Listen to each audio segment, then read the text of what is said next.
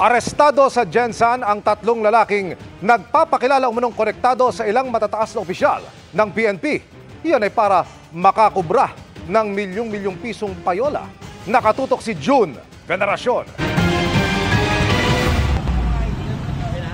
Isang linggo raw minanmanan ang galaw ng tatlong suspect na ito dahil nag-iikot sila sa Mindanao at kinakausap ang mga illegal gambling operator doon para mangolekta ng umano'y protection money. Ginagamit umano nila ang pangalan ni PNP Chief Romel Francisco Barbil at CIDG Director Major General Leo Francisco.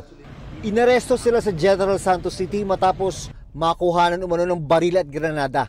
Ito yung manifestation na kami ay hindi nagpapagamit, wala kaming ginagawang ganyan. Kaya I want to tell the public na hinuhuli po talaga namin yung gumagamit sa mga pangalan namin. Sabi ng CIDG, naging kalakaran na kapag may mga bagong upo na opisyal ng PNP ay may nagsasamantala. Nasa 2.5 million pesos daw ang kinukolekta ng mga suspect mula sa mga illegal gambling operator. Yung isang suspect, sinabi na pamangking ko siya, related ako sa kanya. So yun yung mga isang modus nilang ginagamit. Iniimbestigahan ng CIDG kung gaano na katagal ang modus ng mga suspect at kung meron silang mga koneksyon sa loob mismo ng PNP.